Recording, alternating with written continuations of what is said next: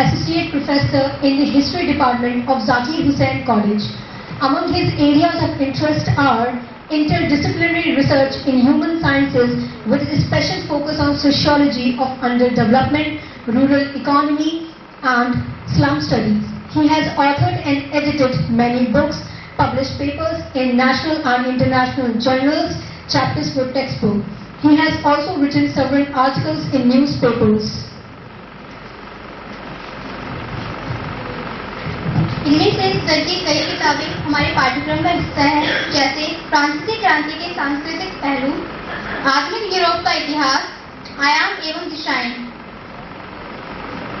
यूरोपीय संस्कृति, प्रारंभिक आधुनिक यूरोप में सांस्कृतिक परिवर्तन इत्यादि। इनमें से इनके द्वारा कई आलेख हमारे रिकमेंडेड सूची में भी है।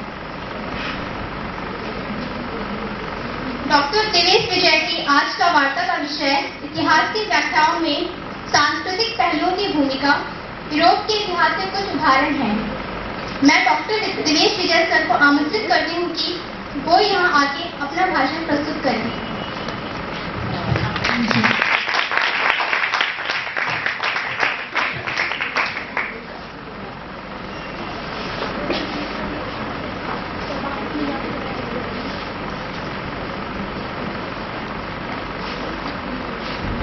इजाजत लेके यहीं से बात करूंगा, अनुमति है? वैसे इस तारीफ से मैं थोड़ा सा डर गया हूँ, क्योंकि आप लोग देख रहे होंगे मैं बहुत ही साधारण व्यक्ति हूँ। फिर मैं ये आपसे मुखातिब होने की गुस्ताखी क्यों कर रहा हूँ? उसका एक ही कारण है, छोटा सा डिफरेंस है मेरा, कि मैंने सोच को, मेरी आवाज आ रही थी, मैंने सोच को लगातार शोध बनाने के लिए कभी इसको ध्यान नहीं दिया कि बड़े लोग, मेरे गुरु भी क्या नाराज हो जाएंगे। इस प्रेरणा को लेकर मैंने शोध किया था, और उसी का एक छोटा सा अंश है ये जो विषय आपके सामने देख रहे हैं। विषय पर आने से पहले मुझे दो-तीन धन्यवाद देने। इलस्ट्रेट करती हुई पिक्चर्स भी रहे साथ में, तो शायद आपको रोचक ही लगेगा, और एक थोड़ा सा कलर भी आता है। हाँ, मैं कह रहा था क्योंकि ये विषय थोड़ा गूढ़ है, इसमें कुछ मुश्किल शब्द है, तो सबसे पहले उनको थोड़ा सा परिभाषित कर लेते हैं। इतिहास में गलत ये परिभाषा नहीं देनी चाहिए, वैसे आप सब लोग जानते होंगे कि इतिहास अतीत का वृत्तांत है, क्योंकि अतीत में अरबों घटनाएं घटती हैं रोज। जैसे आपने कल कोई नई फ्रेंड बनाई, ये अतीत की घटना है, पर वो इतिहास में नहीं आई। तो इतिहास में हम चुनते हैं, अरबों घटनाओं में से कुछ चुनी जाती है हमेशा। ये ईएचकार का भी पॉइंट है, और वो चुनाव किस आधार पे होना चाहिए। कई बार इतिहासकार एक गलती करते हैं कि जो घटना उनको मिल गई आर्काइव के अंदर, उसको हमें रखना ही है।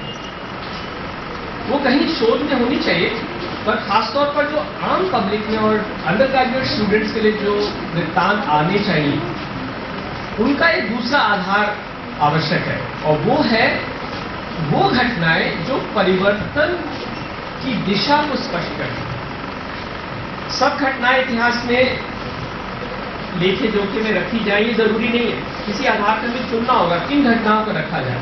और सबसे जो उचित मापदंड हो सकता है वो ये कि परिवर्तन उनसे स्पष्ट होता है कि नहीं। और जब ऐसी ही घटनाओं को हम रखेंगे तो नेचुरली हम उनकी व्याख्या भी ढूंढने की हमारा एक कौतूहल होता है कि ऐसा क्यों हुआ। जापान ही अकेले साम्राज्यवादी ताकतों को क्यों रोक पाया। तो ये जो विशिष्ट घटनाएं हैं उनके बारे में हम व्याख्या करना चाहेंगे। अब व्याख्या का क्या मतलब होता है, ये थोड़ा सा गूढ़ प्रश्न है। आप में से कोई ट्राई कर सकते हो, स्टूडेंट्स में से, व्याख्या क्या होती है? एक्सप्लेनेशन, इंटरप्रिटेशन, ये क्या होता है? देखो, हम लोगों के माइंड में जितनी भी जानकारी जाती है, सबसे पहले उसी मेंटल प्रोसेसिंग होती है। उसमें क्या होता है, हम क्लासिफाई करते हैं इंफॉर्मेशन, कैटेगराइज करते हैं ग्रुप्स में, और फिर उनसे कुछ जनरलाइजेशंस या हिंदी में कहेंगे सामान्यीकरण निकालते हैं। उसका अगला स्टेज होता है हम इन कैटेगरीज के बीच में कुछ अंतर संबंध है क्या, ये ढूंढते हैं, ये ह्यूमन ब्रेन ढूंढता है। ये एक्सप्लेनेशन है, एक्सप्लेनेशन का प्रोसेस है। इसके अलावा साथ ही जुड़ा हुआ एक इंटरप्रिटेशन होता है जिसमें हम मीनिंग ढूंढते हैं, यानी कि औरों की सोच क्या रिफ्लेक्ट होती है किसी गतिविधि में या प्रतीक में। संस्कृति के प्रतीक होते हैं, जैसे रामलीला है, रामलीला होती एक प्रतीक है हमारी संस्कृति। अब उसमें बहुत सारे मायने छुपे हैं, हमारी वैल्यूज क्या है, बेटे को ऐसे त्याग करना चाहिए, भाई के लिए ऐसे त्याग, ये छिपे हुए मायने हैं जो एंथ्रोपोलॉजिस्ट बहुत स्टडी करते हैं। इंटरप्रिटिंग कल्चर थ्रू सिंबल्स, ये सब व्याख्या के हिस्से हैं और खास तौर पर क्यों कुछ हुआ है, उसके कारण, उसके परिणाम, ये सब व्याख्या की प्रक्रिया है। अब इन उचित व्याख्या देने के लिए सबसे पहले जरूरी होगा कि हम अच्छे से समझ पाए कि समाज के पहलू क्या होते हैं। आमतौर पर आप सब लोग जानते होंगे 4 पहलू टेक्स्ट बुक्स स्कूल से गिनाती आती हैं: अर्थव्यवस्था, सामाजिक ढांचा, राजनीतिक व्यवस्था और संस्कृति। अब जैसा आप इस चार्ट में देख रहे होंगे, थोड़ा सा अगर हम बारीकी से समझेंगे तो इन चारों में एक एक दो आयाम कुछ और हैं जिनको हमें भूलना नहीं चाहिए। मैं जल्दी से इनको गिनाऊंगा, तुम लोग आगे ध्यान रखना और तुम्हारे आंसर में बहुत काम आएगा। अगर तुम्हें किसी भी चीज के कारणों पर, परिणामों पर सवाल आता है, सबसे पहले अर्थव्यवस्था, उसके साथ हमें डेमोग्राफी, अगर आधा पेज भी इन सब पे लिखोगे तो आंसर बन जाता है। हर चीज के परिणाम यही सब होते हैं, सामाजिक, आर्थिक, सांस्कृतिक। पर इनमें चारों में जो स्टैंडर्ड एक पैटर्न हम यूज करते हैं, उसमें थोड़े से कुछ चीजें और जोड़नी है। जैसे अर्थव्यवस्था के साथ हमें डेमोग्राफी पर जरूर ध्यान देना चाहिए जब हम किसी और समाज को, समुदाय को स्टडी करते हैं, चाहे अपने बराबर के स्लम को हमें स्टडी करना। डेमोग्राफी में खाली ये नहीं आता कि जनसंख्या कितनी है और बढ़ रही है या घट रही है, बल्कि स्वास्थ्य का स्तर कैसा है, ये बहुत जबरदस्त असर डालता है समाज की ऊर्जाओं पर। हम किस तरह के प्लान्स बनाएंगे लाइफ में, क्या करेंगे, कहाँ कितना गैप होगा हमारे प्रिटेंशंस और एक्चुअल कंडक्ट में, ये सब हमारी ऊर्जाओं पर बहुत निर्भर करता है। इसलिए स्वास्थ्य बहुत इंपॉर्टेंट पहलू है डेमोग्राफी का। दूसरा जो स्टैंडर्ड एलिमेंट आयाम बताया जाता है समाज का, राजनीतिक व्यवस्था। राजनीतिक व्यवस्था में भी 2 बातें हैं, राजनीतिक घटनाक्रम और प्रशासन। इन दोनों में भी 2 बातें हैं। राजनीतिक घटनाक्रम हमें केवल एलीट्स का नहीं देखना चाहिए, बल्कि आम जन की जो सत्ता संघर्ष है, राजनीतिक शब्द का मतलब होता है सत्ता संघर्ष। आम लोगों में भी सत्ता संघर्ष चलता है और कभी कभी विद्रोह भी करते हैं। ईपी टॉमसन वगैरह बड़े इतिहासकारों ने यही इतिहास को नया आयाम दिया कि हमें लोक स्तर पर चलने वाले सत्ता संघर्षों को भी जरूर तवज्जो देनी चाहिए, ध्यान देना चाहिए, केवल एलीट्स का हिस्ट्री नहीं होना चाहिए। इसी तरह से प्रशासन में हमें केवल केंद्रीय प्रशासन, स्थानीय प्रशासन यही नहीं, नीतियां, आप लोग पढ़ते ही हो अकबर की राजपूत नीति, नीतियां बहुत महत्वपूर्ण पहलू है। और सामाजिक ढांचा, ये थोड़ा सा ध्यान से समझने की चीज है। तीसरा पहलू होता है सामाजिक ढांचा किसी भी समुदाय का। सामाजिक ढांचा आमतौर पर हम लोग मान लेते हैं वर्ग कौन कौन से हैं समाज में, पर एक्चुअली थोड़ा सा इसमें तफसील से समझने की जरूरत है। 2 तरह के समूह होते हैं। सामाजिक ढांचे का मोटे तौर पर मतलब है समाज को हम किन समूहों में बांट सकते हैं और उनके अंतर संबंध क्या है, ये सामाजिक ढांचे का अध्ययन होता है। पर ये जो समूह है समाज के जिनमें उनसे बांटा जा सकता है, 2 तरीके के होते हैं, प्रत्यक्ष और अप्रत्यक्ष। और इन दोनों में भी लघु स्तर पर और व्यापक स्तर पर। जैसे उदाहरण खाली मैं दूंगा क्योंकि समय कम है। अप्रत्यक्ष एक बहुत व्यापक स्तर का जो समूह है वो है वर्ग। आमतौर पर अगर मैं किसी स्लम में जाके पूछता हूँ कि यहाँ पर कौन कौन से समुदाय हैं, तो लोग अपनी जातियां गिना देते हैं। ये है प्रत्यक्ष, जो वो खुद समझते हैं। प्रोलेटेरिएट, कैपिटलिस्ट, इसकी बात नहीं करेंगे। ये अप्रत्यक्ष विभाजन है समाज के अंदर जो छिपा है, ठीक है। तो ये सामाजिक ढांचे की बात हो गई। अब मैं लास्ट में जो सबसे इंपॉर्टेंट जिसको मैं मानता हूँ, संस्कृति और इसके क्या क्या पहलू होते हैं। संस्कृति में भी 4 पहलू होते हैं। एक होती है उच्च संस्कृति, फाइन आर्ट्स, लिटरेचर, फिलॉसफी। अक्सर इतिहास में इस पर ज्यादा ध्यान दिया जाता है। राधा कृष्णन जी ने इतना कुछ लिखा है इंडियन कल्चर पर जब मैं देखता हूँ किताबों में जनरली फिलॉसफी, आर्ट, लिटरेचर, बस। कल्चर में इसके अलावा जो मर्म होता है कल्चर का, इस पर सबसे ज्यादा ध्यान दीजिएगा, वो है समुदाय की मानसिकताएं।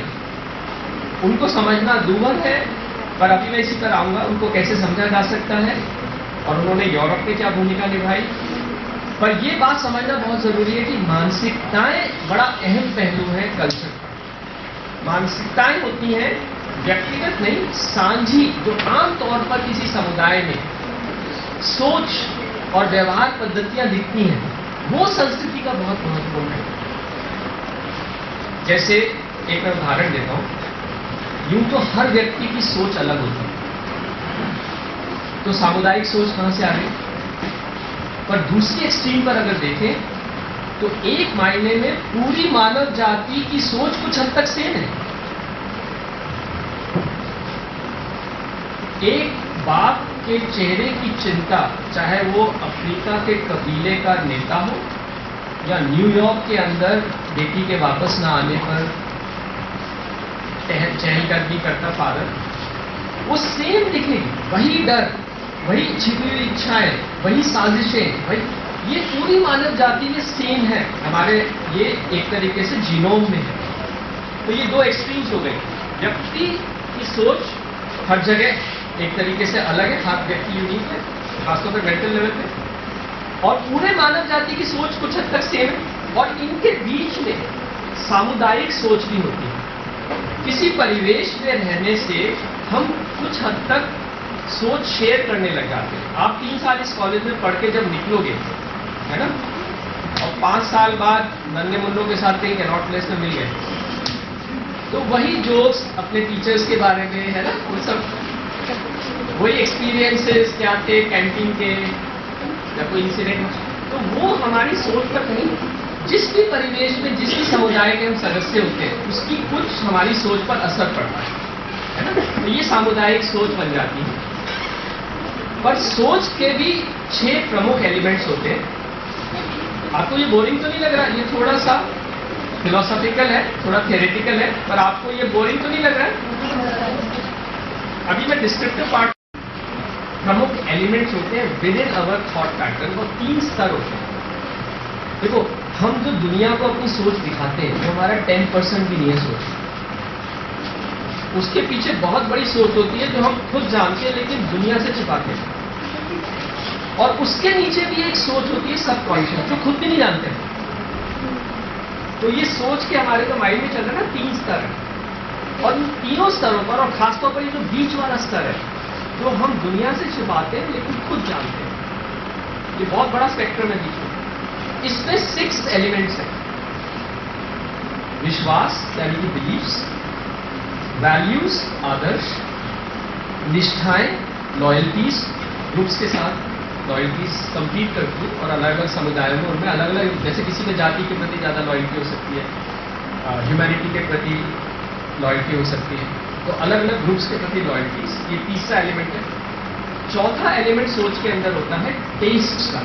अलग अलग समुदायों में हर व्यक्ति के लिए टेस्ट कुछ हद तक अलग होते हैं। जैसे हमारे राजस्थान में, मैं राजस्थान को ओरिजिनली बिलोंग करता हूँ, चटक रंगों का, घी पके हुए खाने का, तो मसाले, तो सबका, और यूरोप के अगर वो खाना खा ले तो उसका मुंह जल जाता है। तो टेस्ट हम लोग के बहुत अलग होते हैं समुदायों में रहने के कारण। और 5वीं चीज होती है ट्रेट्स। साइकोलॉजिकल ट्रेट्स और हैबिट्स भी कुछ अलग होती है ग्रुप्स की। जैसे मैं एक बार अपनी मदर को ट्रीट कराने ले जा रहा था, तो मैं थोड़ा सा एग्जाम्पल दे रहा हूँ, ट्रेट्स में कितना फर्क होता है। बस में थोड़ी सी भीड़ थी और एक यूरोपियन कपल भी हम लोग के साथ थे क्लास के साथ। तो हम लोग जब भी बस से उतरते थे या वापस चलते थे तो सीट के लिए जैसे इंडियंस करते थे, पर वो लोग कभी नहीं करते। छीना झपटी आपाधापी पर कामनेस, ये हैबिट्स का ट्रेट नजर आता है। जापानीज कभी क्यों ब्रेक करेंगे? तो ग्रुप्स में रहने से हमारे हैबिट्स और साइकोलॉजिकल ट्रेट्स भी थोड़े से अलग हो जाते हैं। पंजाबियों और बंगालियों में भी थोड़ा सा फर्क है, पठानों में और तमिल ब्राह्मणों में नेचुरली फर्क नजर आएगा साफ। अगर आप उनके ड्राइंग रूम में बैठो और तो देर नहीं लगती फर्क समझने में, है ना? तो क्योंकि हमारा हैबिट बिहेवियर पैटर्न थोड़ा सा डिफरेंट है। और एक सबसे डीप लेवल पे इमोशंस भी थोड़े डिफरेंट होते हैं ग्रुप से। इमोशंस तो जैसे मैंने कहा था सारी ह्यूमैनिटी के वही हैं, पर उनका एक्सप्रेशन अलग अलग कल्चर्स में थोड़ा अलग हो सकता है। जैसे मैं एक उदाहरण देता हूँ, हमारे यहाँ कैसे दहाड़े मार के रोते हैं, खासतौर से मातम वगैरह होता है तो शायद 10 मिनट बाद गपशप शुरू हो जाएगी। पर और यूरोपियंस में देखो आंसू भी दिखाना पसंद नहीं करते, एम्बैरेसिंग समझते हैं। तो डिग्निटी का और सेल्फ का एक अलग नोशन है। अब आप समझ रहे हो मानसिकताओं में कितना फर्क होता है, और मानसिकताओं में कैसे 3 स्तर है और तीनों स्तरों पर ये 6 आयाम है। हाँ, अब ये सवाल उठता है कि ये मानसिकताओं में फर्क बनता कहां से है? कुछ तो हमारे फिजिकल एनवायरनमेंट से आता है, हिस्टोरिकल एक्सपीरियंस से आता है। पंजाब में इतने सारे आक्रमण सहे हैं, तो वहां पर अपने जॉय, अपने दो एक्सप्रेस करने का तरीका थोड़ा अलग है। साउथ में इतने इन्वेजन्स नहीं हुए, तो उनका थोड़ा सा तरीका अलग हो गया। तो हिस्टोरिकल एक्सपीरियंस से मानसिकताएं बनती हैं, पर मानसिकताओं को बनाने वाली कुछ सीधी प्रत्यक्ष सांस्कृतिक संस्थाएं भी होती हैं, जिनका उद्देश्य ही है मानसिकताओं को शेप करना। जैसे इस समय जो मैं कर रहा हूं वो यही है, हम आपकी मानसिकताओं का एड्रेस कर रहे हैं, कुछ जानकारी दे रहे हैं और कुछ आपकी एटीट्यूड और वैल्यूज में चेंज लाने की कोशिश कर रहे हैं। शिक्षा का यही काम होता है। पर शिक्षा के अलावा और भी सांस्कृतिक संस्थाएं हैं जो मानसिकताओं को बदलने का, निर्माण करने का सीधा प्रत्यक्ष रूप से कार्य करते हैं। वैसे तो ये सामने लिखा है, पर बगैर देखे मुझे आप बता सकते हो कोई सांस्कृतिक संस्थाएं शिक्षा के अलावा और कौन सी होती है जो सीधा आपकी सोच को प्रभावित करती है?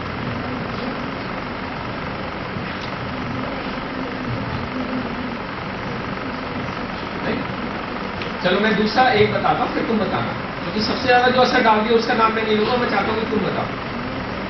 शिक्षा के अलावा धर्म सीधा आपकी सोच को प्रभावित करने की कोशिश करता है और करता भी काफी अच्छा है। अब तुम बताओ। हाँ, ओके गुड, पढ़ के बोला या?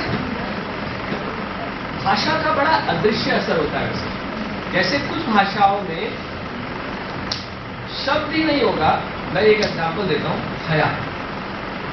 यूरोपियन लैंग्वेज में, इंग्लिश में मुझे नहीं समझ आता हया के लिए भी ट्रांसलेशन है, क्योंकि ये कंसेप्ट भी इंडियन है। तो भाषाओं का भी सांस्कृतिक और सोच पर बड़ा असर पड़ता है। आनंद एक शब्द है जिसका इंग्लिश में इजी ट्रांसलेशन नहीं है। तो ये भाषा हमारे माइंड पर असर डालती है। चौथी चीज है आजकल जो सबसे ज्यादा असर डाल रही है, हम लोग की थोड़ी सुनते हो तुम लोग, मीडिया, खासतौर पर फिल्म स्टार्स और बॉलीवुड तो खैर बहुत ही इसमें माहिर है। और एक उसका अच्छा एस्पेक्ट भी देखा जाए तो हिंदुस्तान को उत्तर से लेकर दक्षिण तक, पूर्व से पश्चिम जो चीजें बांधती हैं उनमें से एक बॉलीवुड है। जहां हिंदी नहीं बोली जाती वहां भी अंताक्षरी खेलने बैठते तो बॉलीवुड के गाने गाते हैं। हाँ, बाहर भी, बल्कि नॉन इंडियंस जो इंडियन नहीं भी वो भी, तो बॉलीवुड का ये एक सक्सेस है। पर हमारे जमाने का बॉलीवुड बहुत खूबसूरत होता था। अब तुम लोगों को ना वो, तुम लोग महरूम हो, तुमने महरूम समझते हो, डिप्राइव्ड हो। अगर तुमने मदन मोहन का संगीत नहीं सुना, अगर मुकेश की आवाज नहीं सुनी, इतना भोलापन और सौंदर्य था उन कृतियों में, जो आज सारा शोर लगता है। और ये सब ट्रेजर अवेलेबल है। मदन मोहन का एक टेस्ट तुम लोगों ने लिया होगा, बीट ज़ारा का म्यूजिक मदन मोहन का लिया होगा। और देखो, बगैर किसी अश्लीलता के, बगैर किसी वल्गैरिटी के, सुपरहिट मूवीज में से है बीट ज़ारा। एक्चुअली हमारी पब्लिक का टेस्ट इतना बुरा नहीं है, पर एक बड़ी बहुत ही बुरी चीज हुई है पिछले 10-20 साल में। बॉलीवुड को टेक ओवर कर लिया है माफिया ने। वो डिसाइड करता है कौन म्यूजिक देगा, कौन हीरो बनेगा, और ये हीरोज जाकर के नाचते हैं उनकी पार्टियों में दुबई में। इसलिए इतना डिटेरियरेशन हुआ है। पर तुम लोग इस चीज को समझो, उनको हीरो बनाया हुआ है तुमने, जो कि फुटपाथ पर रौंद देते हैं लोगों को। ये सोचने वाली बात है कि नहीं? चेहरे से ड्रग एडिक्ट नजर आते हैं, उनको तुमने सुपरस्टार बना रखा। ये बहुत ही बुरा हुआ है हमारे समाज में, और इससे हम लोग की ये कमी है कि हमने शोर नहीं बचाया। कत्ल कर दिए गए अच्छे अच्छे directors, music composers, Basu Bhattacharya, ये सब लोग पीछे हट गए, क्योंकि माफिया गवर्न कर रहा है। मैं मेन पॉइंट ये कह रहा था कि मीडिया बड़ा जबरदस्त असर आज डाल रहा है, उसमें सोशल मीडिया भी आ गया। तो ये सब हमारी, जो मैं कह रहा था, संस्कृति का सबसे महत्वपूर्ण पहलू है सोच, मानसिकताएं। और मानसिकताएं बनती हैं इन सांस्कृतिक संस्थाओं से और एक्सप्रेस होती है हमारे बिहेवियर पैटर्न्स में। बिहेवियर पैटर्न्स भी थोड़े डिफरेंट होते हैं अलग अलग समाजों में, और जहां तक किसी समाज में शेयर्ड है तो वो सांस्कृतिक है। ये पॉइंट क्लियर है?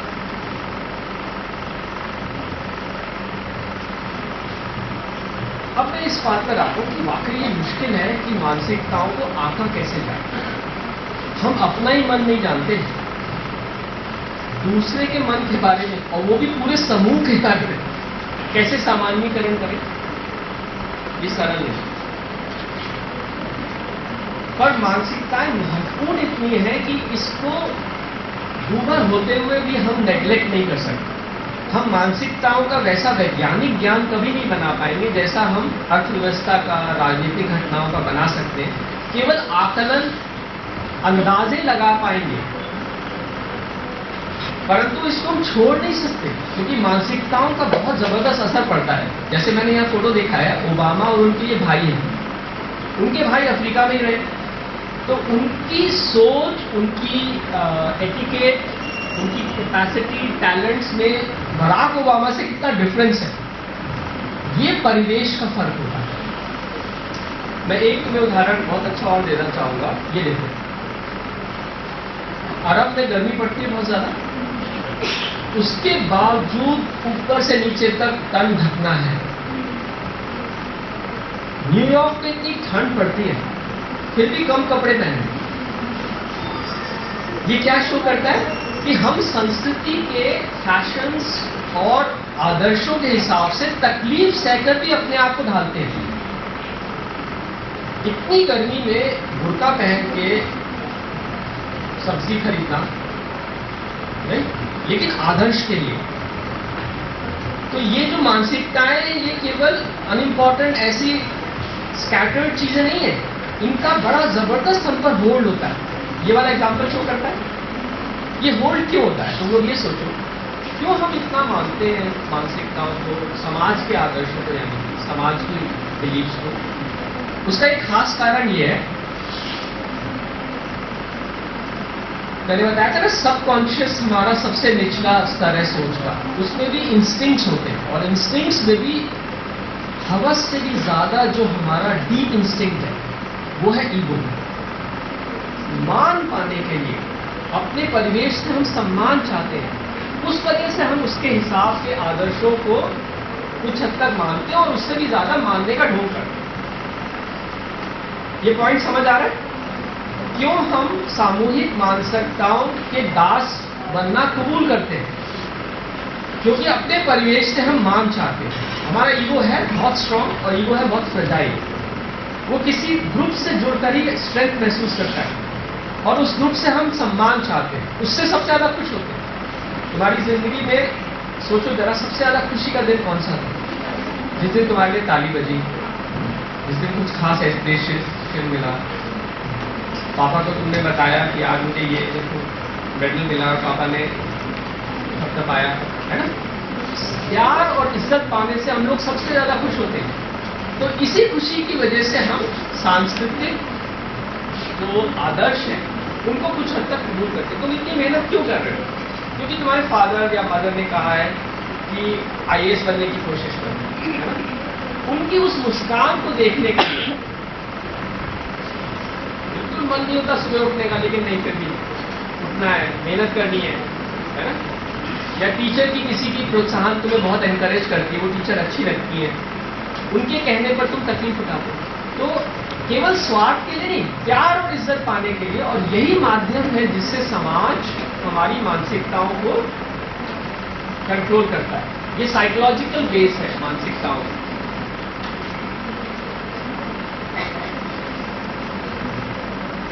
अब तुम लोग सोचते मानसिकता इंपॉर्टेंट है समझना, क्योंकि उनका हमारे बिहेवियर पर बहुत जबरदस्त इफेक्ट होता है, पर मुश्किल है समझना उनको। पर कुछ विधि है उनको जिससे समझा जा सकता है। खासतौर पर मैंने कहा था ना, अपना ही मन नहीं जानते तो औरों का कैसे जानेंगे, और फिर पूरे समूह का, और वो भी अतीत के समूह का। ये बहुत ही मुश्किल काम है। पर मैं आपको एग्जाम्पल देता हूँ कैसे हम लोग इंसिडेंट से कल्चरल मीनिंग यानी कि मेंटालिटीज का इंटरप्रिटेशन निकाल सकते हैं। मैं तुम्हें एक वाक्य आप बोलता हूँ, उसमें से 2-3 मीनिंग्स निकलेंगे, और ये तुम्हें ट्रेन करेगा कि कैसे हमें कल्चरल मीनिंग जो एंथ्रोपोलॉजिस्ट से करते हैं, सिंबल्स के अंदर, इंसिडेंट्स के अंदर, वो कल्चरल मीनिंग ढूंढते हैं। कल्चरल मीनिंग का मतलब लोगों की मेंटालिटीज क्या है, वैल्यूज क्या है। और एक जो चित्र है ऊपर, अकबर नंगे पांव गए अजमेर शरीफ, बेटा हो इस मुराद को ले। ठीक है, ये एक इंसिडेंट, उनके साथ सैकड़ों लोग और गए। अब इस इंसिडेंट से मैं एक मीनिंग निकालता हूं, फिर तुम ऐड करना, 1-2 मीनिंग और निकलते हैं। कैसे कल्चरल मीनिंग हमें समझने हैं इंसिडेंट्स में। एक मीनिंग तो साफ है कि उस समय ये मान्यता थी कि दरगाह की कृपा होगी तो आपकी मन्नत पूरी होगी। ठीक है, ये आज भी है। और अकबर के जाने से और भी, जिनकी 5000 रानियां थी अकबर की, पर बेटा नहीं हुआ, इस मुराद को लेकर वो नंगे पांव गए, जिन्होंने अपनी एक लड़ाई अकबर में नहीं हारी, पर वो इंसान नंगे पैर अजमेर शरीफ गए। अब इसमें से मीनिंग निकला कि बड़े बड़े बादशाह भी जो इन्हें दीने लाई शुरू कर रहे थे इस्लाम के खिलाफ, और इतना जबरदस्त विद्रोह हुआ था अकबर के लिए, जिसमें मुश्किल से टोडरमल वगैरह ने उनको बचाया यूपी में, मजहर का जो, वो अकबर नंगे पांव जाते हैं। तो ये हमें उस समय, और उनके साथ कई लोग गए, तो कोई ये नहीं क्रिटिसाइज करा, बदाऊनी उनके क्रिटिक थे, पर बदाऊनी ने इस चीज को क्रिटिसाइज नहीं किया। तो ये हमें उस समय की एक मान्यता बताता है। आप समझ रहे हो कैसे हमें इतिहास में पुराने लोगों की मान्यताएं क्या थी, वो उनकी जीवनी और उनके इंसिडेंट से निकालनी होंगी।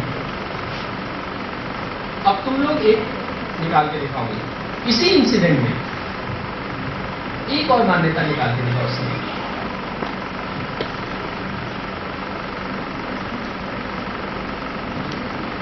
बहुत इजी है कि बेटे की लालसा, है ना, इतनी बेटियां हो चुकी थी अकबर की, पर बेटे की लालसा उन्हें गर्मी के अंदर नंगे पैर। अब समझ लो, अब मैं तुम्हें एक एग्जांपल और देता हूं, तुम लोग निकालना उसमें से मीनिंग। अब हम तुलना करने से ना और ज्यादा मीनिंग निकलता है। हेनरी अष्टम, इंग्लैंड के राजा, उनको अपनी रानी कैथरीन की एक सेक्रेटरी थी एन बोलेन, वो पसंद आ गई। वो उसको अपनाना चाहते थे। एन बोलेन ने शर्त रखी कि नहीं, शादी करनी पड़ेगी तब तुम मुझे अपना सकते। अब मैं इंसिडेंट पूरा बता रहा हूं, फिर तुम्हें बताना इसमें से क्या क्या मीनिंग्स निकलते हैं। एन बोलेन से शादी करने के लिए हेनरी VIII को डिवोर्स लेना पड़ा, क्योंकि इंग्लैंड में राजा भी अकबर की 5000 रानियां। उसी समय हेनरी VIII सेकेंड मैरिज करने के लिए उन्हें पार्लियामेंट बुलानी पड़ी, पोप से चर्च ऑफ इंग्लैंड को ब्रेक करना पड़ा, प्रोटेस्टेंटिज्म शुरू किया इंग्लैंड में, और डिवोर्स लेकर तब वो एन बोलेन से शादी करता है। ये बात अलग है, उन्होंने बाद में एन बोलेन को मरवा दिया क्योंकि उन्हें एन बोलेन पर डाउट हो गया। पर ये जो इंसिडेंट है, मैं दोबारा से बोल रहा हूं, इसमें से मीनिंग्स निकालो, और खासतौर पे इंग्लैंड की उस समय की संस्कृति, 16वीं शताब्दी है दोनों, अकबर यहां और हेनरी VIII वहां,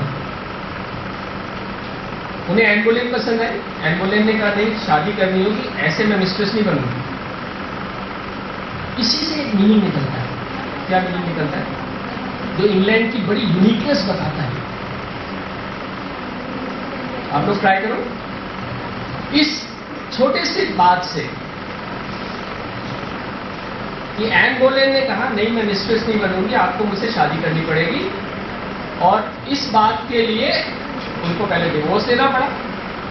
डिवोर्स पोप ने नहीं दिया, तो उन्होंने अपनी पार्लियामेंट बुला के पोप से ही इंग्लैंड की रिलीजन सेपरेट करा ली, फिर उनकी एन बोलेन से शादी। इस इंसिडेंट से क्या क्या बातें पता चलती है जो इंडिया से एकदम जुदा है उस समय के, तो मुश्किल नहीं है। मैं चाहता हूँ स्टूडेंट्स थोड़ा सा इसको बताएं। वेरी गुड, आप अपना नाम बताओ और फिर बताओ। Okay good.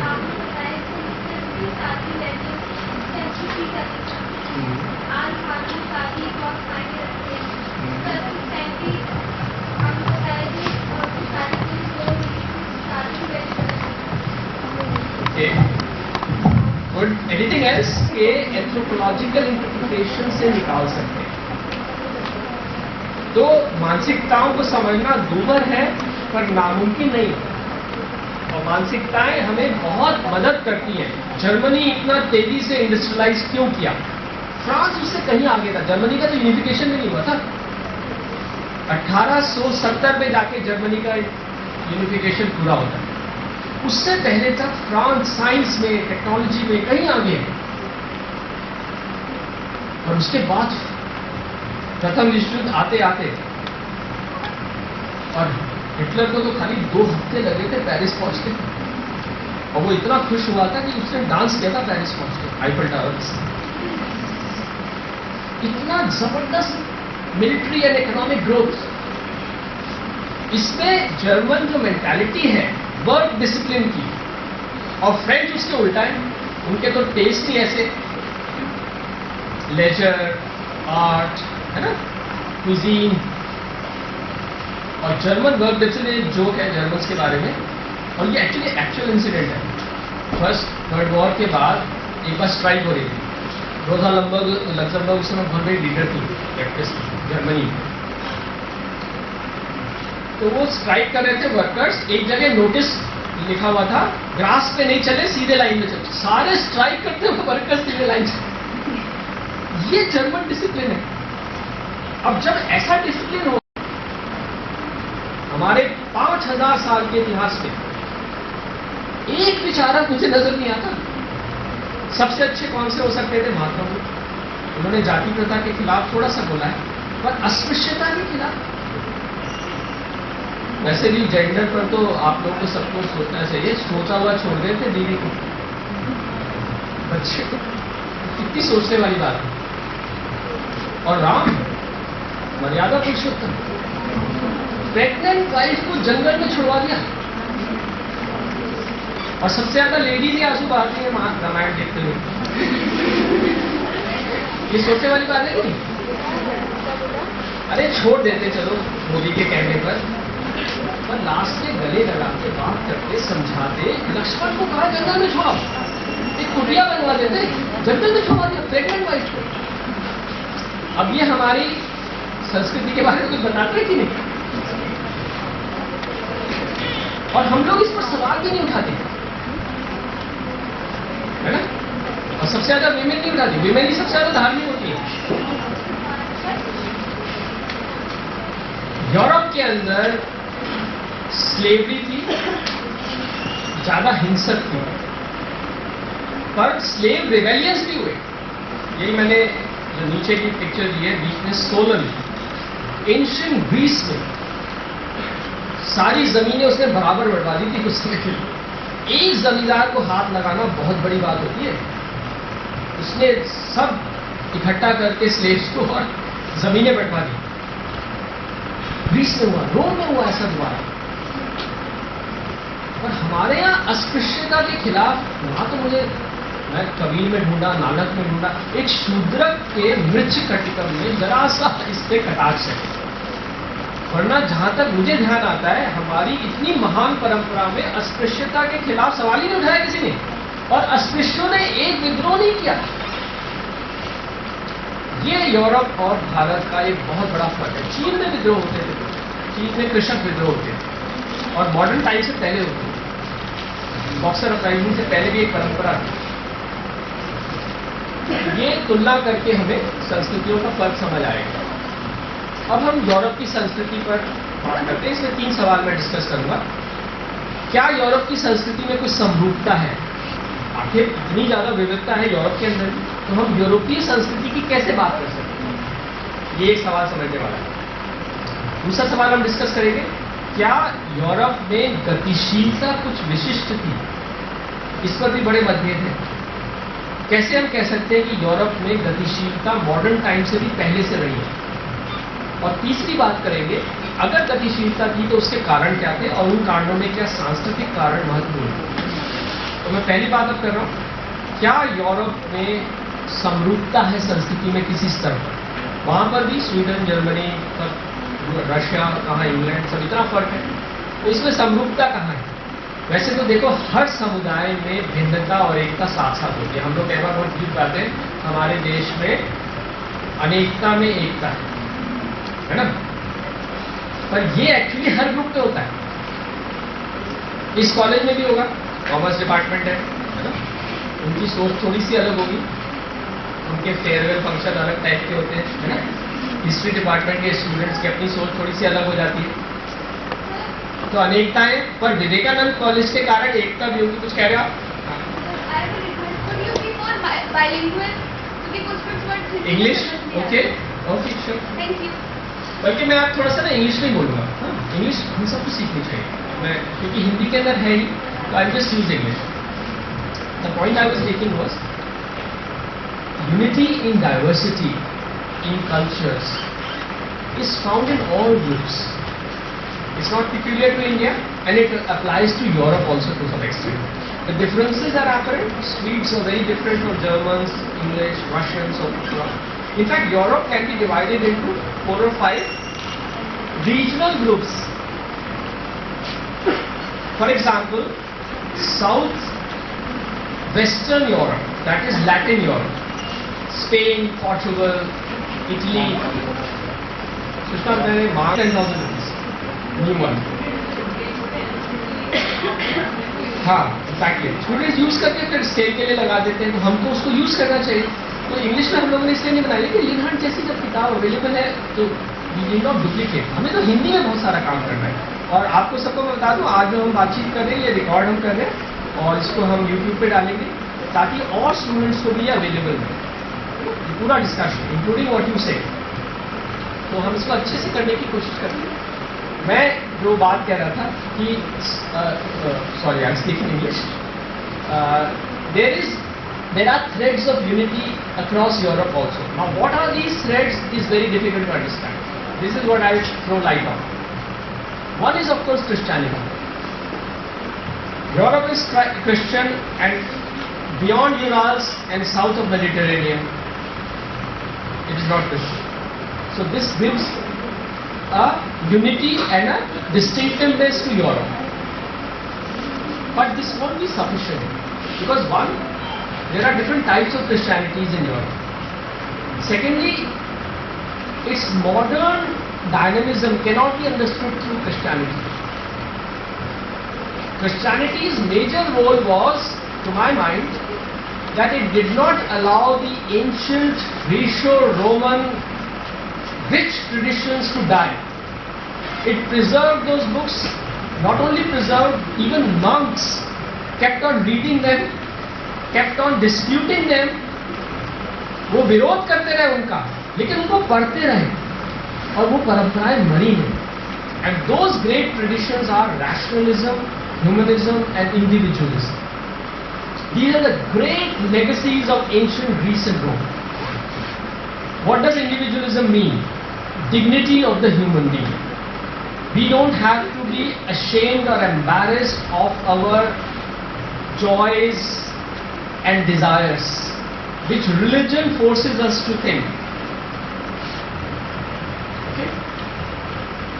I'll give you a very good example of how individual dignity is so different in the European and Jewish tradition and in India, for example. हम लोग साष्टांग प्रणाम करने के लिए जमीन पे लेट जाते, और खाली भगवान के आगे नहीं, महात्माओं के आगे लेट जाते हैं. यूरोपियंस क्या करते हैं? गॉड के आगे भी झुकते तक नहीं है. Now this is a cultural symbol which reflects deeper meaning of individual dignity. Do you agree with my point? उनके अभिवादन देखो, हम लोग झुक के प्रणाम करते हैं. उनका क्या होता है? Good morning, hello, dad. उनके अंदर सबसर्वियंस बिल्कुल नहीं मानते. तो ये इसमें अच्छाई भी है, बुराई भी है. I am not praising it all, but this is something, some difference to recognise. Okay? Similarly, look at rationalism. That means use of reason. Now, reason is used right since Stone Age. We made stones first of all as human beings, and that involved use of reason. So, use of reason is not itself rationalism. Rationalism means when we respect reason more than tradition, when we respect reason more than religious books. All cultures say no. Our religious book says this, so you have to follow. Socrates and Aristotle started this tradition. No. Whatever the text may say, whatever elders may say, whatever tradition says, but if it is proved by logic and reasoning, then only I follow. This is respect for reason or rationalism. Different from use of reason. We all use reason. हम सब चालबाजियां करते हैं सारा time, है ना? That is human nature. बड़ा reason use करते हैं, but that is not same as rationalism in culture. I hope you got my point. Similarly humanism, that after life is not as important as making this world beautiful. This is humanism. This is again derived from ancient Greece and Rome. And along with these three, rationalism, humanism and individualism, the great European tradition also has this from again ancient Greece and Rome, the search for social justice in this world. As I said, even slaves rebelled. In our society, not one rebellion of untouchables. There can be nothing as atrocious as untouchability. But even against that, we don't have even one rebellion. I think Sikhism is the only one major rebellion that comes up. वरना हम जुल्म सहते रहते थे, सहते रहते. Just imagine. But in Europe, Solon in Greece, Pericles in Rome, so many rebellions happened. And then after that, peasant rebellion, Jacqueries, France में बोलते थे. They used to kill the landlords who were very atrocious. Wat Tyler, Britain, 1381. He took 5,000 peasants to London. I'm forgetting the name of the king. They surrounded him. This is just after Magna Carta. Magna Carta 1250. This is 1381. They demanded end of serfdom. Just imagine that in this world we can have justice. We won't accept such exploitation. Then against clergy they used to rebel. Protestantism, Martin Luther came in 16th century, but before that there are so many. John Huss, Bruno, they were burnt alive, but they rebelled against clergy. हमारे यहाँ एक मौलवियों के खिलाफ कुछ बोल के देख सकते,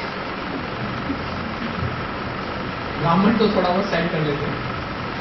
ये पहले तो ये भी नहीं करते, इजी नहीं था. Manusmriti, burn alive a Shudra if he tries to read or write. This is our text sake. So you get my point? This Greco-Roman legacy of seeking justice in this world, not waiting for afterlife. This is the important legacy which binds Europe and which gave it dynamism also later. अब इसका एक proof भी नजर आता है कि Europe का एक पैन यूरोपियन यूनिटी है. देखो, when Renaissance happens, its reverberations, इसकी जो लहरें हैं मैड्रिड से लेके पीटर्सबर्ग तक जाती हैं, पर यूराल्स क्रॉस नहीं करती. Try and understand this point. What gives distinctive unity to culture, to European culture? Enlightenment happens. Rousseau is invited to Moscow, but south of Mediterranean there was Misr, Egypt, Cairo, such a great university, but no fallout. So this is cultural unity of Europe.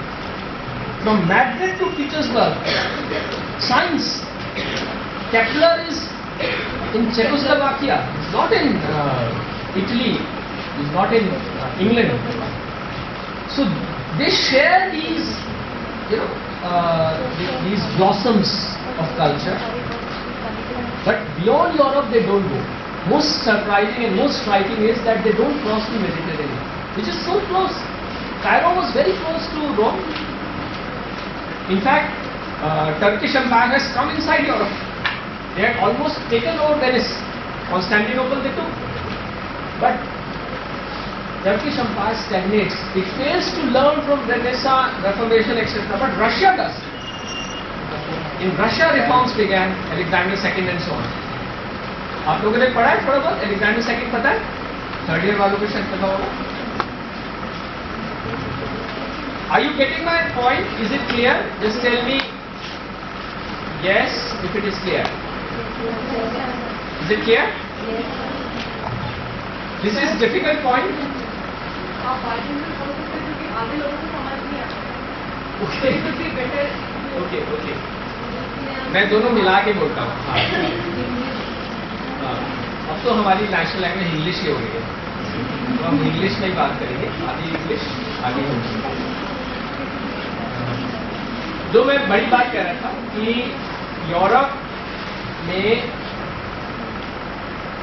जो लहरें उठती हैं, चाहे Italy से चाहे England से, वो Europe के भूभाग में ही ज़्यादा असर डालती है. उसकी बाउंड्रीज में ही यूराल्स क्रॉस नहीं करती, मेडिटेरेनियन क्रॉस करती. तो ये यूरोपियन कल्चरल यूनिटी रिफ्लेक्ट करता है. ये पॉइंट शायद क्लियर हो गया होगा. अब हम इस बार बात करते हैं कि क्या इस यूनिटी के अंदर गतिशीलता, डायनामिज्म भी कुछ ज्यादा थी और कल्चर से. मॉडर्न टाइम में ज्यादा रही है, इसमें तो कोई डाउट नहीं है, उसको कोई डिस्प्यूट नहीं है. पर बहुत सारे जो हिस्टोरियंस हैं, क्रिस बेली, संजय सुब्रमण्यम, इवन टॉइनबी, ये लोग कहते थे कि नहीं, यूरोप कोई एक्स्ट्रा डायनेमिक नहीं. चाइना, इंडिया, 18th सेंचुरी में डिबेट है, इनमें भी काफी डेवलपमेंट हुआ. पर दूसरी तरफ दूसरे हिस्टोरियंस हैं, कार्ल मार्क्स खासतौर पर, मैक्स वेबर, देखा जाए तो इरफान हमीद की इस बात को मानते हैं कि कैपिटलिज्म का एक जो स्पेशल फोर्स था यूरोप में, वो इंडिया में नहीं. मैं भी इस बात को मानता हूं कि यूरोप के अंदर एक डायनामिज्म प्री मॉडर्न टाइम्स में भी था. 17th सेंचुरी में तो कोई डाउट ही नहीं है. 18th सेंचुरी तो मेरा डिबेट किया था. 17th सेंचुरी में कोई डाउट नहीं. आप न्यूटन का कोई कंपैरिजन कर सकते हो? संजय सुब्रमण्यम ने एक जगह लिखा है कि नहीं, हमारे यहाँ जो मुगलों में जयसिंह, जंतर मंतर, जयसिंह और न्यूटन का कोई कंपैरिजन है? 17th सेंचुरी में यूरोपियन साइंस एक लेवल पे पहुंच चुकी है, उसको आप बाकी दुनिया की साइंस से अप्लाई नहीं कर सकते. इवन चाइना, मैंने चाइना का फोटो दिया है साथ में, वहाँ पर सर्जरी वगैरह लोग करने लगे थे. नीडन ने खासतौर पर इसके बारे में काफी लिखा है. पर यूरोपियन साइंस का जो डायनेमिज्म है, इसका खास पॉइंट है एक्यूमुलेशन. देखो, डायनेमिज्म तब बनता है जब नॉलेज एक्यूमुलेट करे, स्कैटर्ड ना रहे.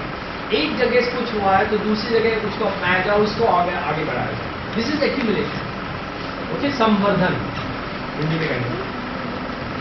ये यूरोप में होने लगा और इसीलिए चाइना में इंडस्ट्रियल रेवोल्यूशन नहीं हुआ, जबकि चाइना टेक्नोलॉजी में पहले यूरोप से भी आगे था। बहुत सारी चीजें चाइना में ही ढूंढी गई पहले, पेपर करेंसी, बुक, पहली बुक जो प्रिंटिंग यूरोप चाइना में शुरू हुई। पहला सिविल सर्विस एग्जाम चाइना में शुरू हुआ, पहला पॉपुलेशन सेंसस चाइना में हुआ। तो चाइना में बहुत सारी चीजें पहले, पर वो उसको डायनामिक नहीं बना पाए, एक्यूमुलेटेड उसका फोर्स नहीं बना। पर मैं कह रहा हूं 17वीं सेंचुरी के पहले, 17वीं सेंचुरी में मैं न्यूटन से भी ज्यादा इंपॉर्टेंट मानता हूं,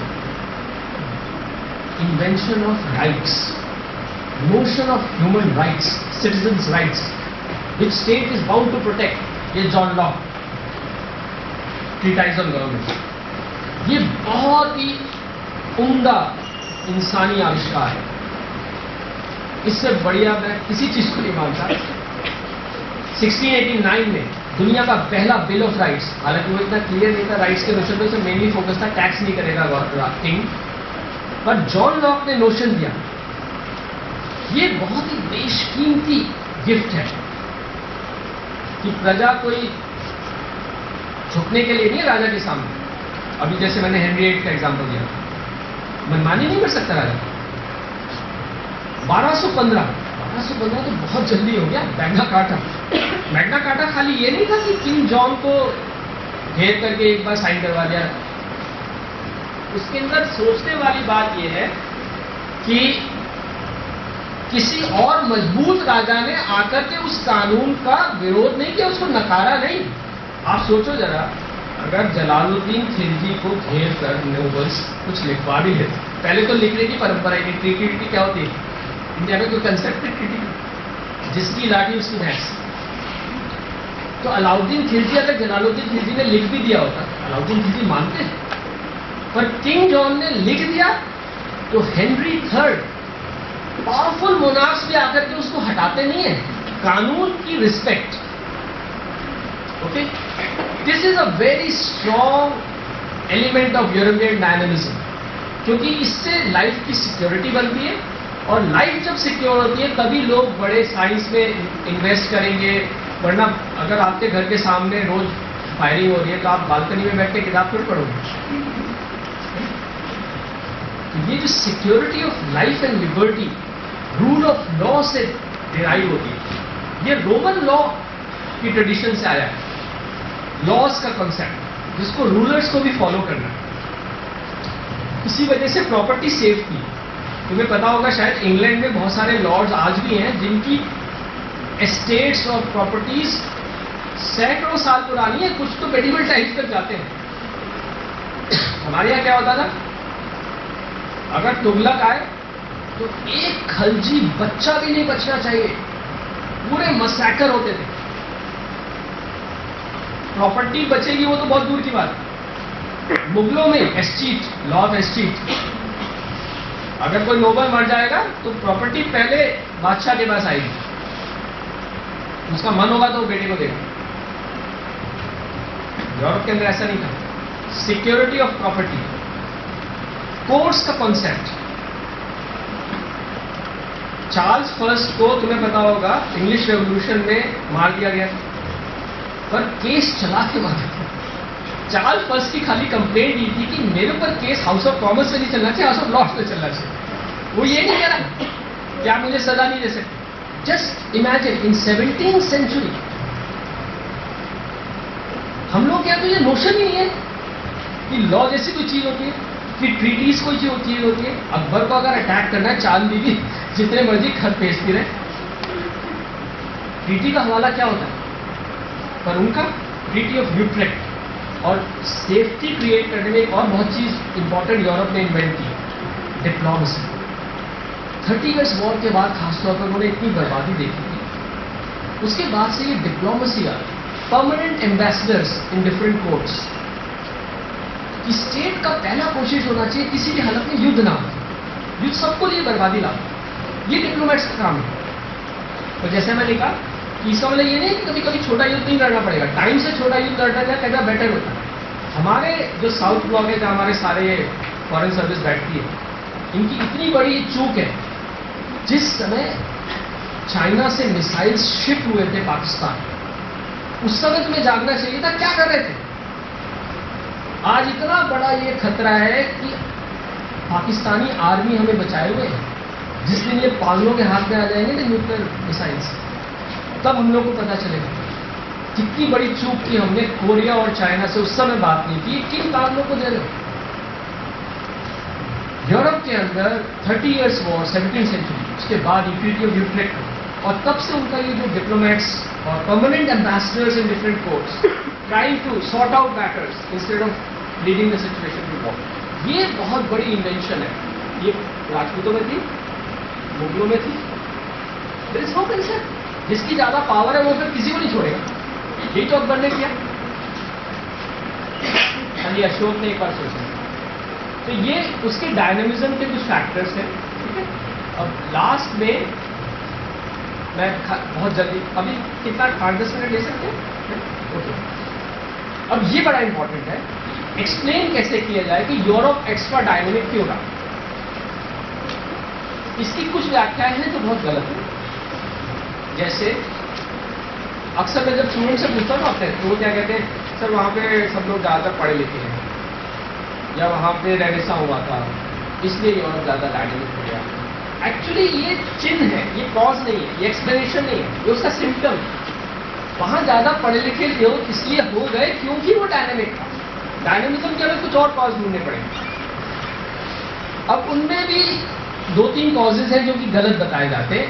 नस्लवाद का कॉज बिल्कुल गलत है कि वाइट्स हैं ही सुपीरियर। ये वैसे इसमें ना एक तर्क बड़ा सोचने वाला है कि जितने भी वाइट्स की कंट्रीज हैं, they are all advanced. Hardly any whites population which is not advanced. पर ये रेशियल आर्गुमेंट है और ये गलत है, क्योंकि एक्चुअली ये जो एडवांसमेंट आया है एक कल्चर के कारण आया जिसकी मैं बात कर रहा हूं। ये उनके जीन्स में नहीं है। वही वाइट है और वो अंग्रेजों का बहुत बड़ा विरोधी हो जाता है, क्रांतिकारी बनता है। ये स्टोरी उस पर बेस्ड है। तो आप जिस परिवेश में पलते हैं उससे मैटर करता है, आपकी जीन्स से ज्यादा मैटर नहीं करता। जीन्स से थोड़ा बहुत आपका रंग वंग बनता है, पर मानसिकता है उससे नहीं। तो नस्लवाद का तर्क ठीक नहीं है। एक दूसरा तर्क दिया जाता है, जरेड डायमंड जैसे हिस्टोरियंस हैं, वो वातावरण और भूगोल का तर्क देते हैं कि यूरोप डायनेमिक क्यों ज्यादा हुआ। उनके हिसाब से एक तो ट्रॉपिकल डिजीजेस नहीं है यूरोप में, और हेल्थ लेवल हो सकता है यूरोप का शुरू से थोड़ा सा बेटर रहा, और हेल्थ को मैं बहुत इंपॉर्टेंट मानता हूँ। हेल्थ से काफ़ी फर्क पड़ता है, किस तरह की वैल्यूज बनाएंगे, किस तरह का हमारा लाइफ प्लान बनेगा, वो हेल्थ से बहुत मैटर करेगा। इसलिए सब लोग हेल्थ का बहुत ध्यान रखें, और जब तक हेल्थ ठीक है ना, जिंदगी गुनगुनाते हुए बिता सकते हो, चाहे गरीब आदमी भी गाना गा सकता है मस्ती में। हेल्थ ठीक होनी चाहिए, हेल्थ बहुत ज़्यादा इंपॉर्टेंट। ये हो सकता है कुछ साइलेंटली फैक्टर प्ले करे रोल, लेकिन मैं ये मानता हूँ कि भूगोल भी बहुत ज़्यादा इंपॉर्टेंट नहीं है, क्योंकि इसका सबसे अच्छा तर्क वही टेम्परेट क्लाइमेट अमेरिका में भी तो था, और वहाँ तो विकास ही नहीं हुआ इनके आने तक। एस्टेक्स और इनका क्या करते, कहाँ स्टॉल्ड था डेवलपमेंट। तो टेम्परेट क्लाइमेट से एडवांसमेंट हो जाएगा, ये कहना ठीक नहीं होगा। समझो हमारा पॉइंट। और विद इन यूरोप, इंग्लैंड एक टाइम तक तो बिल्कुल ही डेवलप नहीं था, तो शुरू से थोड़ी डेवलप रहा। और ग्रीस जो शुरू में डेवलप था वो बाद में जाकर के सबसे बैकवर्ड हो गया। तो भूगोल से नहीं बनता, भूगोल तो वही था, अलग अलग टाइम पर अलग अलग कॉर्नर्स डेवलप किए। तीसरा पॉइंट जो गलत है व्याख्या में डायनामिज्म की, जो आमतौर पर दिया जाता है कि यूरोप इसलिए डायनामिक हो गया कि यूरोप कॉलोनीज बना पाया, और कॉलोनीज की लूट से वो डेवलप हो गया। ये 2 कारणों से बिल्कुल गलत व्याख्या है। एक, यूरोप का डेवलपमेंट और डायनामिज्म कॉलोनाइजेशन से पहले शुरू हो गया। कॉलोनाइजेशन तो 16वीं शताब्दी से आया, पुनर्जागरण तो 14वीं शताब्दी से शुरू हो चुका है। और जैसा मैंने कहा, एंशिएंट ग्रीस और रोम में जो सोशल जस्टिस इस वर्ल्ड में ढूंढने की, ह्यूमनिज्म की, इंडिविजुअलिज्म की जो तत्व हैं, वो कॉलोनाइजेशन से बहुत पहले। और एक चीज और है, यूरोप के बहुत सारे देश जिन्होंने कोई कॉलोनीज नहीं बनाई, वो बहुत ज्यादा एडवांसमेंट डायनेमिक रही। जैसे जर्मनी बहुत देर तक खुद ही कॉलोनी था, कॉलोनी तो क्या बना था। स्वीडन, नॉर्वे, जो सबसे एडवांस कंट्रीज हैं यूरोप की, बेल्जियम वगैरह में भी छोटा मोटा कॉलोनी वो बनाया। कॉलोनी से एक्सप्लेन नहीं होता डायनेमिज्म, तो किससे होता है? कार्ल मार्क्स के अनुसार जो फ्यूडल मोड ऑफ प्रोडक्शन है यूरोप का, वो एशियाटिक डिस्पोटिज्म से थोड़ा अलग है। इसमें थोड़ा सा सच है, इसमें थोड़ा मैं एग्री करता हूं। इसके दो साइड्स हैं। एक तो ये कि क्लास स्ट्रगल्स यूरोप में ज्यादा डेवलप, यूरोपियन फ्यूडलिज्म में जिस तरह के क्लास स्ट्रगल्स दिखते हैं, जैसे मैंने अभी कहा, अस्पृश्यता के खिलाफ ही कोई आंदोलन नहीं हुआ। सबसे बुरी बात देखो, अकाल जब पढ़ते थे, ये बड़ा अच्छा एग्जाम्पल है, जब अकाल पढ़ते थे करोड़ों लोग मर जाते थे, करोड़ों लोग मरते थे। और लोग भूख से ऐसे नहीं मरते, एक दूसरे को खा जाते हैं। पहले देखा से बर्नियर ने लिखा है, उसने आगरा की सड़क पर, बर्नियर आए थे औरंगजेब के टाइम, उन्होंने लिखा है आगरा की सड़क पर एक मां को अपने बच्चे को पकाते हुए देखा था। इतना भयंकर होता है अकाल जब भूख से लोग मरते हैं। अब मक्खियों की तरह हम लोग मर जाते थे, कभी फूड राइट्स नहीं हुई यूरोप के अंदर। मरना तो दूर की बात है, फूड राइट शुरू हो जाते थे अगर जरा से प्राइसेस बढ़ जाए। ये फर्क शो करता है कि वो लोग ज्यादती, जुल्म और नेचुरल कैलामिटीज को भी ऐसा नहीं कि बगैर स्ट्रगल किए उनके आगे घुटने टेके। ये एक बहुत बड़ा फर्क है। ये कार्ल मार्क्स ने भी कहा कि एक क्लास स्ट्रगल्स ज्यादा शार्प थे यूरोपियन फ्यूडलिज्म, और उनका डेस्पोटिज्म हमारे, बल्कि डेस्पोटिज्म वर्ड यूज करते एब्सोल्यूटिज्म था, वो हमारे डेस्पोटिज्म की तरह नहीं था जो अभी मैंने तुम्हें बताया था हेनरी VIII के और अकबर के डिफरेंस में। कुछ कानून का कंसेप्ट है जो राजा को भी मानना है वहां पर। तीसरा चीज है वहां की जो सामाजिक ढांचा है, उसमें बड़े जबरदस्त डायनामिज्म के फैक्टर्स हैं।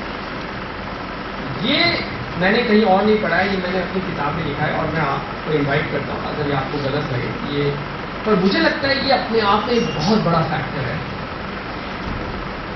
ये इसके बारे में वैसे एलन मैकफार्लेन ने थोड़ा सा इशारा किया। एलन मैकफार्लेन की किताब है कल्चर ऑफ कैपिटलिज्म। उन्होंने 13th सेंचुरी इंग्लैंड के चर्च रिकॉर्ड्स को स्टडी करके प्रूव किया है कि late marriage, love marriage instead of arrange marriage, staying independently away from parents after marriage, ये सब चीजें इंग्लैंड में 13th सेंचुरी में दिखती हैं और उसके इंडिविजुअलिज्म को शो करती है। और मैं उसमें ऐड कर रहा हूं कि उसके डायनामिज्म का भी बहुत बड़ा बेस है। सोचो जरा, जिस समाज में बाल विवाह कर दिया जाता हो, जो आप कह रहे थे, तो हमें चुनना चाहिए। आपने इंडियन कल्चर में इतनी प्रॉब्लम बना दी, पर आप देखिए मेडिकल में यूरोप में लड़कियों को रख दिया जाता था और उनकी कमर बांधी जाती थी ताकि वो सुंदर दिखे। हम और अगर शुरू में हमें कह दिया जाता है कि अंग्रेज आए, उन्होंने कहा आपका शास्त्र सब मेथोलॉजी है, सब झूठ है, और हमने उसे अपना लिया, उसी आधार पर हम मानते हैं। बट आप देखते हैं कि बनारस के एक श्रुत करके मिलते हैं ऋषि, उनकी बुक जो है उसमें सारा ऑपरेशन का लिखा हुआ है। और फिर हमारी गर्भ शास्त्र मैंने पढ़ी है, उसके अंदर सारा ये लिखा हुआ है कि प्रेग्नेंट लेडी से कैसे बच्चा डेवलप होता है। तो हमें अपनी चीजों को झूठ मानने से पहले सर्च करना चाहिए, ना कि यूरोप की हर चीज पर मान लेना चाहिए। आप एक चीज बोलिए, अपना नाम बताइए। मानिका, तुम्हारी बात से मैं खुद ही एग्री करता हूँ। सब कुछ यूरोप के अंदर अच्छा है ऐसा नहीं मैं कह रहा। जैसे अभी हम तो भी डायनामिज्म की बात कर रहे थे, तो मैं बुराइयों पर नहीं गया। यूरोप के अंदर एक बहुत ही ज्यादा बुरी चीज है जो हमारे यहाँ बिल्कुल नहीं, बच्चों को छोड़ देते थे माए मरने के लिए। बल्कि रोम के जो फाउंडर्स हैं, रोमेलियस और नाम दो, हाँ, उनको बहा दिया था। हाँ, और ये बड़ा कॉमन था। और अनमेरिड मदर्स ही नहीं, मैरिड मदर्स भी बच्चों को मरने के लिए छोड़ देना। ये हमारे समाज में तो बड़ी हमारे समाज में ज्वाइंट फैमिली और वो तो अपना पेरेंट्स से अलग ही रहते हैं। तो मैं ये बात में कोई मतभेद नहीं है कि कुछ चीजें वहां पे भी बुरी थी। हमारे यहाँ एक बहुत ही खूबसूरत चीज है हमारे कल्चर में, क्या है? भाई बहन का रिश्ता। ऐसा सुंदर भाई बहन का इमोशनल रिश्ता दुनिया के किसी कल्चर में नहीं है। हॉलीवुड में तो तुम्हें पता होगा हीरो की कोई बहन होती है। इवन चाइना में पेरेंट्स को बहुत रिस्पेक्ट करते हैं और ब्रदर्स बड़े स्ट्रॉन्ग होते हैं, पर बहन प्यार से क्लियर आएगी वापस, मामा से रिश्ता रहेगा हमेशा बच्चों का। ये चीजें खाली हमारे कल्चर में है। और राखी कितना सुंदर व्यवहार है। तो मैं ये नहीं कह रहा कि सारी चीजें हमारे यहाँ बुरी हैं या सारी चीजें हमारी अच्छी, मैंने कभी नहीं कहा। मैं वो चीजें पॉइंट आउट कर रहा था जो उनके कल्चर और पॉलिटिक्स को, मैं इकोनॉमी में ज्यादा इंटरेस्टेड नहीं हूँ, पर search for social justice, feminism आया तो वहीं से। तुमने फेमिनिज्म बस इतने देर में हमारे यहाँ पे हम देख सकते हैं कि कई लेडीज हैं जैसे दुर्गाबाई, अहिल्याबाई। और दुर्गाबाई ने क्या ये कहा कि महिलाओं के समान अधिकार होने चाहिए? ये दुर्गाबाई ने कहा, लक्ष्मीबाई ने ये नहीं कहा कि गरीब किसान महिला के भी वही अधिकार होने चाहिए, उसको भी किसान की खेती में से उसका भी हिस्सा होना चाहिए। बराबरी का कॉन्सेप्ट ये वेस्ट की देन, सोशलिज्म भी, फेमिनिज्म भी, liberalism, invention of rights, citizen के राइट्स की रिस्पेक्ट होनी चाहिए, ये वेस्ट का इन्वेंट। चाणक्य हमारे यहाँ सबसे बड़े विचारक, चाणक्य ने ये सिखाया है कि साम दाम दंड भेद से आप कैसे मजबूत शासन बनाओ। डेमोक्रेसी का कोई कॉन्सेप्ट नहीं है चाणक्य में, राइट्स का कोई कॉन्सेप्ट नहीं है।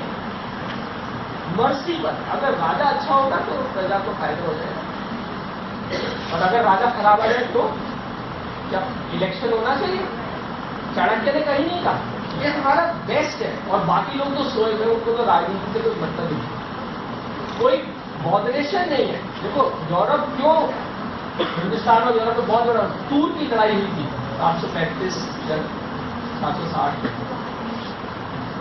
वहां इन्वेजन्स को रोका यूरोप ने। हम लोग ये नहीं कर पाए और कितनी बड़ी कीमत चुकानी पड़ी।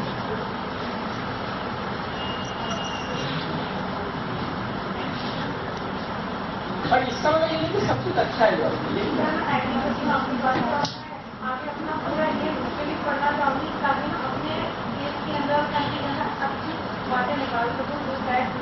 पर मोनिका, एक हद तक अपने देश से प्यार करो, पर एक हद तक मानवता से प्यार करो। हमें ये ज्यादा नहीं सोचना चाहिए। मैं अपना देश छोड़ के नहीं जाऊंगा जैसे मैं अपनी माँ को कभी सोचता। मैं सेवा यहाँ करूंगा, पर मैं ये नहीं कहूँगा कि मेरी संस्कृति सबसे अच्छी है। ये उग्र राष्ट्रवाद हो जाता है। राष्ट्रवाद है अपने देश से प्यार करना, पर मेरा देश सबसे अच्छा है, ये उग्र राष्ट्रवाद है। ये नहीं सोचना चाहिए। के ऊपर जो बोला मोनिका ने, मैं ये बोलना चाहूंगी कि 19वीं सेंचुरी में इलीट घरों में और if you see the low income group और या अनएम्प्लॉयड पीपल जो काम करते थे, working class people, they use to give अफीम opium to their children. Opium बच्चों को, छोटे बच्चों को, बिकॉज पूरे इंडिया में I have seen in UP, because colonial time पे इस पे पूरी इंक्वायरी बैठी है, because it was a shocking thing for them कि कैसे छोटे बच्चे को आप ओपियम दे सकते हैं, क्योंकि जो वीमेन होती थी they use to go out for work, so that thing was also there. तो यू कैन नॉट से कि वहां पर भी था, और बहुत सारे कंपैरिजन भी हैं, बट हम लोगों को जो India is a glorious thing, उस चीज में थोड़ा सा बाहर आने की कोशिश करनी चाहिए कि ठीक है, लेकिन there is a different things also we should learn, we should adopt. Exactly, we should be very objective. जो अच्छा है, मैंने वही एग्जाम्पल दिए, आपको किसी ने नहीं बताया होगा कि भाई बहन का इतना सुंदर रिश्ता, हमारा फ्रीडम स्ट्रगल इतना ग्लोरियस चैप्टर है पूरी वर्ल्ड हिस्ट्री का। बच्चे भी जाते थे और सही सलामत वापस आ जाते थे आंदोलन से। ये दुनिया में कहीं इतना खूबसूरत आंदोलन नहीं हुआ, इतने अच्छे लोग निकल के आए थे। तो बहुत सारी अच्छी चीजें हमारे यहाँ भी हैं, पर डायनेमिक जो बना पाई यूरोप को, मैं उनके बारे में बात कर रहा था, और उनमें से कुछ को हमें अपनाना है, सबको नहीं अपनाना। हमारी 50-60 की फिल्म देखा करो, वो ठीक है।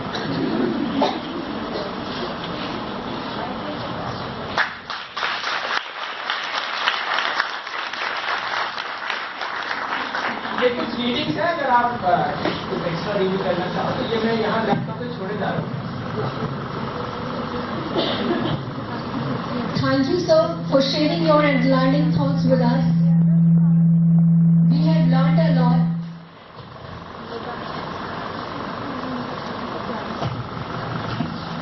Now, I will call our passed out student, Jayadi, to share some reminiscence of Dr. Alka Rani with us.